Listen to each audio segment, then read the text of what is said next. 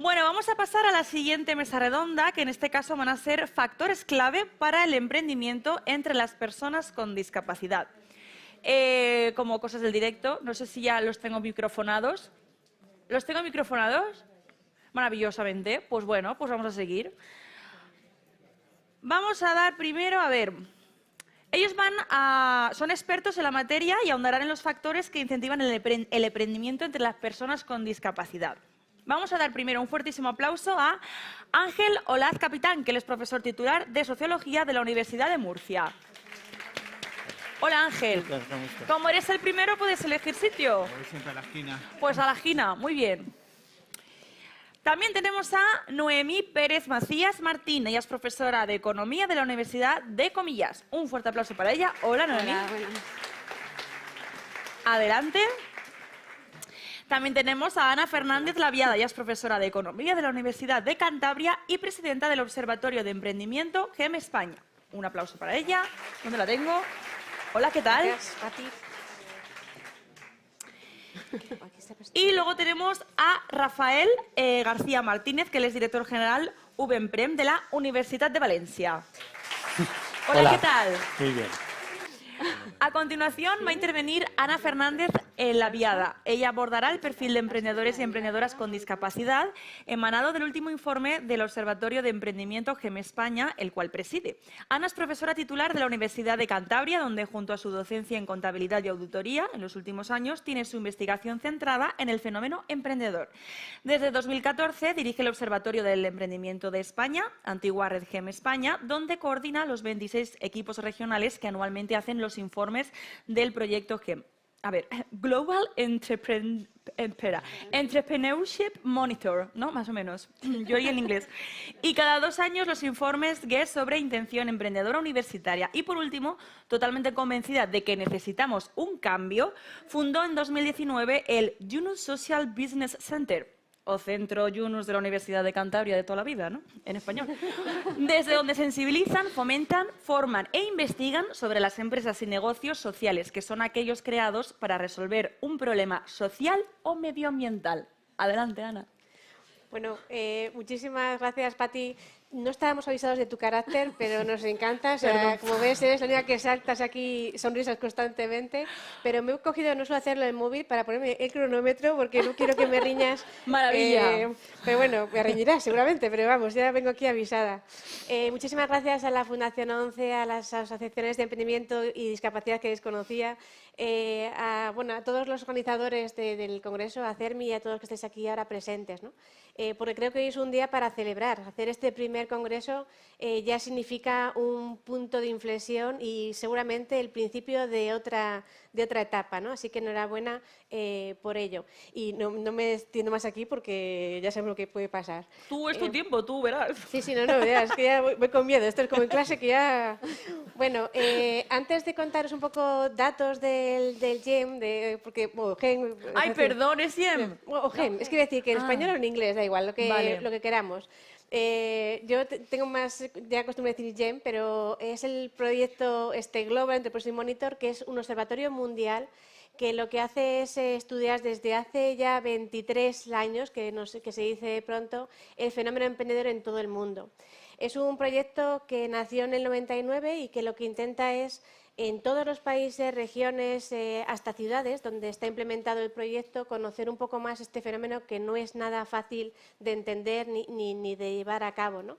Antes lo decía alguien, emprender no es fácil y estudiar el fenómeno mucho menos, ¿no? Aquí somos casi todos del ámbito académico y sabemos lo que cuesta. Entonces se hace a nivel mundial muchísimas entrevistas, hay muchísimos académicos, investigadores y sponsors que apoyan el proyecto, porque el problema de este proyecto es lo que cuesta recabar la información. Antes comentaba el director general del SEPE, esos datos que tiene el SEPE, hay muchos datos, algunos no cuadran. Cuando los tomas dices, bueno, pero ¿esto cómo puede ser? Luego cuando estudias ves que tiene sentido, que tiene una explicación, pero es verdad que para alguien que lo toma de fuera es como, bueno, esto aquí algo no encaja, ¿no? Entonces, bueno, nosotros desde el observatorio hacemos un análisis diferente y eso es lo que hace que complemente a los datos que existen, porque aunque haya varios observatorios, cada uno tenemos una metodología distinta y damos un punto de vista diferente. España siempre es diferente y aquí también lo es. Lo que somos es líderes mundiales en este proyecto. Nosotros entramos en el proyecto en el año 2000, casi al inicio, y desde el 2003 se empezó a replicar el modelo a nivel de comunidad autónoma, a nivel incluso de provincia, de ciudad. De forma que tenemos 19 equipos, uno por cada comunidad autónoma y uno por cada ciudad autónoma. En el caso de Andalucía, por un problema también precisamente de financiación, replicaba el modelo a nivel de provincia, solo nos falta una que se nos resiste. Y detrás de esos equipos hay un montón de investigadores. Ya somos casi 200 que estamos de alguna forma involucrados en el proyecto. Un proyecto muy familiar, muy colaborativo, donde antes lo hablábamos en el café, pues sale gracias al esfuerzo de mucha gente que lleva años apoyando el proyecto y trabajando de forma voluntaria y totalmente altruista. Pero que también necesitamos sponsors, ¿vale? Y que eso es lo que hace que se haga adelante. A nivel nacional tenemos el apoyo de NISA, de la empresa nacional de innovación, que es la que nos apoya para que esto pueda ser una realidad. Porque, como veis, el año pasado, bueno, el 2022, hemos hecho 35.000 encuestas a la población adulta de 18 a 64 años, a las que le preguntamos un montón de cosas. Es una entrevista que completa son más de 40 minutos, pero que siempre se nos queda corta y que si queremos luego ya analizar un colectivo concreto, como puede ser el que tiene algún tipo de discapacidad, pues daría lugar a otra entrevista todavía de otra media hora más, ¿no? Entonces, aquí hay un colectivo que requiere y necesita de un análisis mucho más detallado. Y detrás hay un montón de expertos que nos ayudan. ¿Qué es lo que hacemos en el GEM? Primero, y para que entendáis qué diferencia estos datos de otros y por qué puede ser que de primeras no encajen. En el libro blanco también hemos participado, tenéis una pequeña sección, pero estamos trabajando con Sabina y con otros agentes, y pido unir a Lidia y a otros que estéis aquí presentes, para hacer un estudio más detallado, ¿no? Pero en el GEM lo que hacemos es primero estudiar el fenómeno. A esas personas, a esas 35.000 personas que hemos entrevistado de forma aleatoria en toda España, por todas las provincias, les preguntamos primero sobre sus valores, percepciones, aspiraciones, si creen que están preparados para emprender, si creen que tienen las competencias necesarias que estabais hablando antes, si tienen miedo a fracasar, si ven oportunidades, porque el que no las ve ni las huele, pues difícilmente puede empezar. Es decir, una serie de valores y percepciones que son claves para que alguien emprenda. Una vez que hemos identificado a los emprendedores, y para nosotros un emprendedor es una persona que sola o con alguien más está en marcha en un proyecto empresarial, que puede ser desde el autoempleo, pero que también que estén vendiendo algún producto o servicio, sean o no sean propietarios. Esto es lo que hace que no coincida esto con los datos oficiales. No hablamos de empresas registradas, o sea, no hablamos de empresas, hablamos de personas, ¿no? Y eso es lo que puede hacer que a veces los datos chirríen. Bueno, a esos que hemos identificado les preguntamos un montón de cosas más. Les preguntamos sobre en qué es el negocio, si innovan, si se salen fuera de sus mercados, si crean empleo, cuánto crean. También queremos saber lo que piensan a futuro, qué expectativas tienen de creación de empleo. Y en ese colectivo sí que les achicharramos a preguntas, y esos son los que estamos casi 40 minutos hablando con ellos para saber mucho más de sus negocios. Y nuestro producto estrella es Lesatea. Ese indicador que nos dice el porcentaje de la población que está inmerso en ese proceso emprendedor, ¿vale? Que es lo que voy a explicar luego un poquitín después. Y luego también nos interesa saber el entorno. Lo estabais hablando, ¿no? El ecosistema, eso que hace que unas regiones sean mucho más emprendedoras que otras y que un país sea más emprendedor que otro.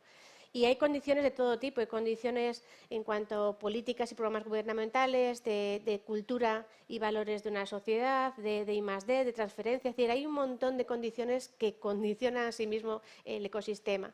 Tenemos identificados 9 condiciones y buscamos expertos, al menos 36, para hacer esos estudios de ese ecosistema, para saber un poco lo que piensan.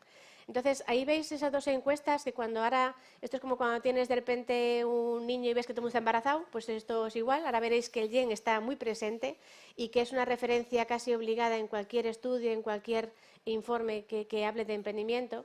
Y cuando veis APS quiere decir que es la población adulta, y cuando veis NES son expertos que han contestado a esas entrevistas.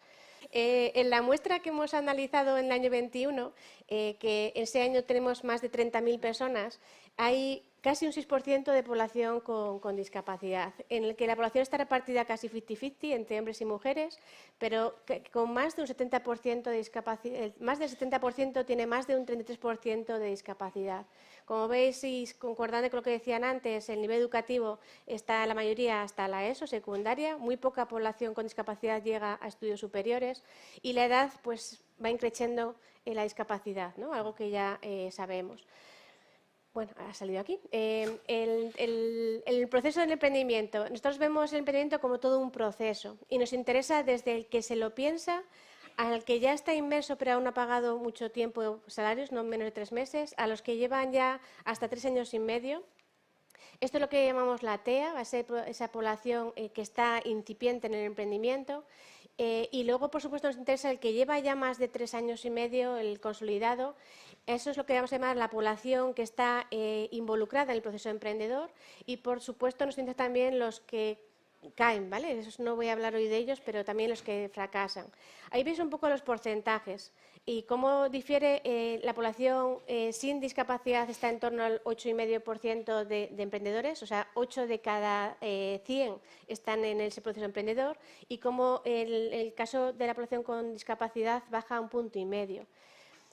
Curiosamente, es superior en el caso de los incipientes, por muy poquitín, pero preocupa lo siguiente, y es que se consolidan muchos menos. Así que ya vemos una conclusión que me voy adelantando, como el foco hay que ponerlo en los potenciales para que más se lo planteen y luego dar mucho apoyo que se consolida a esos héroes y valientes que han dado el paso y que después se sienten muy abandonados y que después es cuando no ven prosperar sus negocios, ¿no? Y la población en su conjunto compensa los incipientes con los consolidados, está por debajo en 3 puntos. Voy a hablar muy por encima de percepciones y valores. La población, y fijaros en la parte involucrada, ¿vale? No me fijo en la no involucrada, que no hay tiempo, pero las mujeres participan menos y se plantean menos emprender. Sí que tiene más, la población con discapacidad tiene más red emprendedora y es fundamental, necesitan referentes, necesitan conocer a otros emprendedores. ¿Perciben oportunidades? Pues por encima, esa resiliencia que decíamos antes se ve ahí, ¿no? Como tenéis más percepción de oportunidades en los próximos meses. Os veis menos capaces, eso quiere decir que estos son autopercepciones, no quiere decir que lo seáis, pero sí que percibís que no tenéis habilidades o competencias necesarias, ahí tendrá que trabajar y daros herramientas. Como decíais antes, no hay diferencias en el miedo a fracasar, ahí no está el problema, o sea, no es uno de los obstáculos. Y veis hasta bueno, un poquito más fácil que otros emprender, ¿vale? Lo que decías antes, o sea, tenéis tal capacidad de resiliencia que esto os parece hasta más fácil que a personas sin discapacidad. Si entramos en el emprendimiento potencial, ya vimos que está por debajo del resto de la población. Hay diferencias de mujeres y hombres, pero no hay muchas. Si me fijo en el ámbito rural, es más alto en el caso de la población con discapacidad y en esa educación emprendedora está por debajo. Eso va a ser un hándicap, ¿vale? O sea, va a ser un problema que habrá que trabajar. Y la edad media, como decíais antes, está por encima. Si ya entro en la población involucrada, ¿vale? Los que están en ello, los que están con negocios, ahí vemos cómo el porcentaje diferencia bastante con el resto de la población sin discapacidad. Aquí vemos el gap de género muy claramente, 60-40, hombres, mujeres. Vemos cómo en el ámbito rural hay que hacer un esfuerzo porque baja casi a la mitad. Vemos cómo la edad es un poquito más baja, pero tampoco es un problema. Y algo que sí me congratula y me alegra es ver que han recibido más formación. Pero fijaros, aquí me quiero fijar en los que no la han recibido y la población no involucrada. Un problema es que no ha recibido esa formación empresarial. Luego, eso puede ser una de las razones. Muy por encima, ¿cómo son vuestras actividades empresariales? ¿Innováis más? ¿Exportáis más? Es verdad que uno de los motivos claves es esa escasez de trabajo, ese mercado laboral que no da salida y por tanto es vuestra salida el emprendimiento. Antiguamente hacíamos esa distinción en el TIEN entre necesidad y oportunidad, pero a nadie le gusta decir que emprende por necesidad y al final lo que preguntamos es, bueno, ¿es porque el mercado no te da solución? Sí, bueno, pues es por necesidad muchas veces. Y algo que hay que estudiar y mirar y cuidar, que es que son proyectos menos digitalizados. Así que, en resumen, ¿qué necesitamos hacer? Fomentar emprendimiento potencial, apoyar a esos consolidados que bastante han hecho para llegar ahí, que se nos caen porque no tienen el apoyo necesario. Y si nos centramos en la población involucrada, ¿qué hay que hacer? Apoyar el emprendimiento femenino con discapacidad. No olvidarnos del ámbito rural, esa España vaciada, donde puede dar muchísimas salidas a muchos proyectos. Formación, formación y formación. Y enhorabuena por el programa Talento que tenéis, porque esos programas que fomentan la cultura emprendedora y dan formación son claves para el emprendimiento. Y la digitalización, y aprovechar estos fondos europeos que están dirigidos a la digitalización, que en vuestro colectivo es aún mucho más necesario, porque vemos que son proyectos que adolecen de... Bueno, pues abrimos el turno de preguntas, escaso de tiempo porque ya vamos con un ligero retraso. Entonces, si alguien quiere preguntar algo, también recuerdo que por el chat podéis preguntar y estar activos. Si alguien levanta la mano y dice «aquí», pues mejor. ¿He oído un aquí o ha sido tímido? A ver, un momentito, que Carlos está cerca del micro y así te escuchamos todo mejor.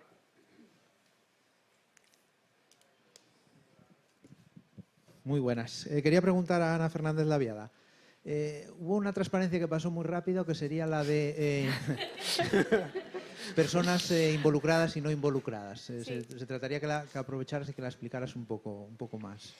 Bueno, al hacerle el análisis distinguimos siempre entre la población involucrada en un proceso emprendedor de la que no está involucrada, y donde vemos siempre las grandes diferencias que hay de resultados, ¿no? Como por ejemplo, pues si por ejemplo, la percepción de oportunidades, pues la percepción de oportunidades a lo mejor entre la población involucrada está en torno al 30-40% y la no involucrada a lo mejor baja un 10%.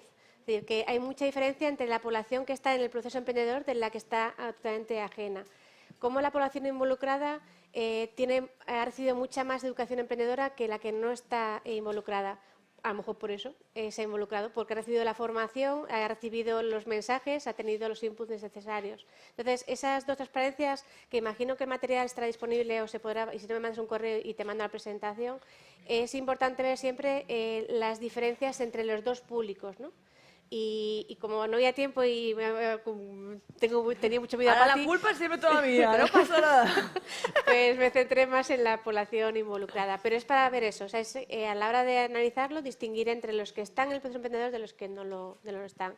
Se podría distinguir también entre los que son potenciales, consolidados, o sea, se podría hacer el análisis de todas las fases, ¿no? Pero claro, entonces ya sí que necesitaría una clase de 2 horas y ya otro día. Bueno, miraremos lo de poder mandar las presentaciones, Sí, que eso siempre sí, o está un muy correo bien, al que esté observatorio y mandamos accesible. la presentación. ¿Alguna preguntita más? Dejo una más. Creo que a Sabina le tengo que dejar. A ver, ¿está cerca en el micro? Ahí. Una pregunta muy rápida también para Ana. Como sois un monitor, ¿no?, internacional, un análisis internacional, ¿cómo está España con respecto a otros países en cuanto a resultados en cuanto a emprendimiento, pero también en cuanto a lo que has comentado, ¿no?, de existencia de formación para incentivar ese emprendimiento y tal? ¿Cuál es un poco la valoración que tienes así más? Mira, hay dos indicadores que nos preocupan especialmente, porque compararse es bueno y es malo. Hay que tener cuidado con quién te comparas también y no nos gustaría tener, ya decía antes que nuestro indicador estrella es la TEA, es la tasa de población que emprende.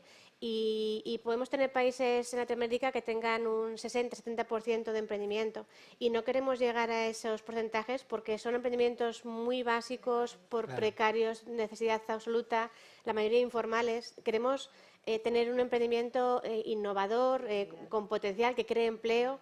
Y entonces, bueno, nuestro referente puede estar en Estados Unidos, que está en torno a un 12-15%, ¿no? Es decir, que nos queda todavía recorrido.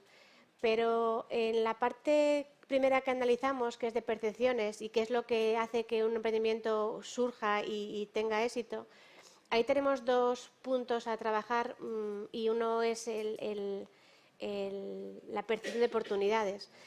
Lideramos el ranking, si nos comparamos únicamente con los países europeos y vamos a decir que de nuestro entorno más parecido, lideramos el ranking por abajo. Somos el país donde menos oportunidades se perciben. Y eso es un problema, Entonces, eso no deja de ser también educación, formación y dar las herramientas, porque si todos las huelen, ¿por qué nosotros no las olemos? Y ahí curiosamente se ve como el colectivo de las personas con discapacidad sí que perciben oportunidades incluso más, o sea, porque tenéis el radar más abierto. Entonces, ese es uno de los elementos. Y otro en el que España también lidera el ranking y nos gustaría es el del miedo a fracasar. Es un mito, pero es una realidad. España tiene muchísimo miedo a fracasar porque hasta hace una semana que la nueva ley de emprendimiento que se aprobó en el Congreso la semana pasada apoya y refuerza las segundas oportunidades, terceras y cuartas. En España fracasar te estigmatizan y ya no tienes ni siquiera